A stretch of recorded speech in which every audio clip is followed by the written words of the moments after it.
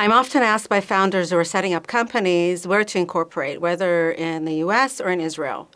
And frankly, this question is as old as the tech industry, and we've been pondering over it for probably 30 years. Hi, I'm Yael Elad, CFO and operating partner at Aleph. In the early days, common wisdom was that setting up a company in the US is better because investors felt more comfortable with US laws, and corporate tax in the US was lower than in Israel. But all these things have changed. The corporate laws in Israel have been tried and tested, and investors know that they stand, even in extreme cases. And right now, corporate taxes in Israel are actually lower than in the US. Over the years, many companies that were established in Israel were able to raise money, sometimes a lot of money, billions of dollars, go public in the US, and were sold to US and European enterprises, despite the fact that they were established in Israel. The examples are Monday, Wix, Fiverr, Teva, Indigo, and there are many, many others. I'm not a tax accountant, and I encourage you to get good advice from one,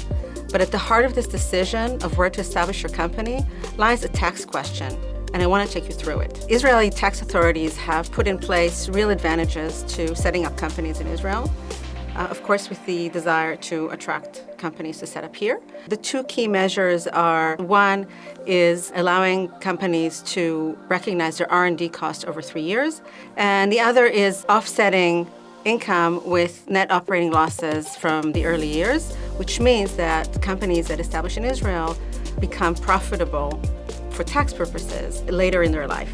In the US, on the other hand, there are two conflicting forces. Companies with R&D outside the US are punished by being required to amortize their R&D costs over 15 years. And that means that if you're a small company, you would become profitable sooner.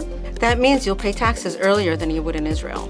The second part is an attempt to encourage investment in tech companies, and the way it was treated is by setting up what's called the QSBS. It's creating a tax advantage for investment in tech companies. What that means is that in Israel, the tax advantage is given to the corporation, to the company, and in the US, it's actually given to the investor. I still encourage you to look carefully into the tax implications of setting up a company in Israel versus the US. And remember that once you become a US corporation, there's no going back. With everything that's going on in the world and in Israel, this advice may go out of style faster than I'd like it to.